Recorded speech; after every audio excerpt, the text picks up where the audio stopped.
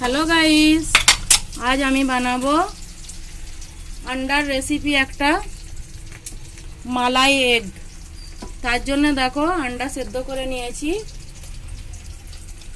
এখানে দেখো আমার কি কি লাগবে: কাঁচা লঙ্কা, টমেটো, পেঁয়াজ। এটাকে পেস্ট বানিয়ে নেব। দেখো গাইস, আমি আন্ডাটা এখানে ছাড়িয়ে নিচ্ছি। দেখো গাইস, আমি এরকম করে দাগ করে নিচ্ছি। এরকম সব আন্ডাগুলো দাগ করে নেব।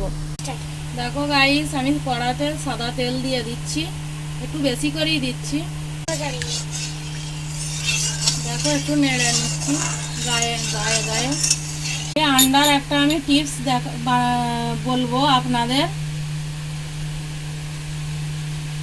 টিপসটা হলো, যদি আন্ডা কোনো ফেটে যায় সিদ্ধ করার সময়, তার আগে যদি আন্ডাতে আধখানা কি একটা গোটা লেবু নিচড়ে রস দিয়ে দিতে পারেন, তাহলে আন্ডা আর ফেটে উপরে উঠবে না।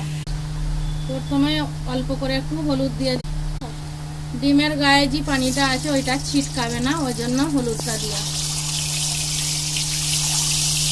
দেখো আমার কতগুলি আন্ডা ফেটেও গেছিলো। লেবু দেওয়ার কারণে আমার আন্ডাটা ফাটতে ফাটতে রুকে গেছে। এটাকে আমি একটু লাল করে ভেজে তুলে নেব।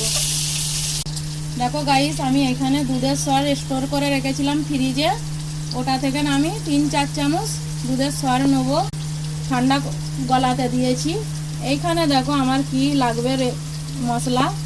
লবণ তো লাগবেই, জিরে গুঁড়ো, ধনের গুঁড়ো, গোলমরিচের গুঁড়ো।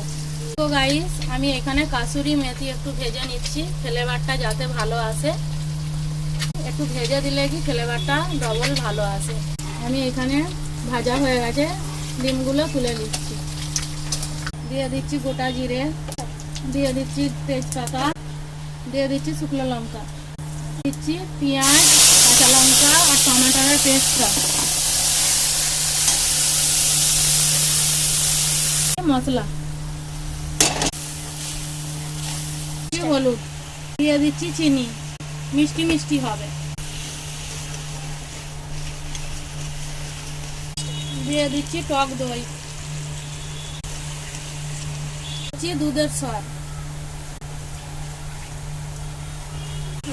পানি দিয়ে দিয়েছি। দেখানো আর হয়নি, অল্প করে 1 কাপ পানি দিয়েছি।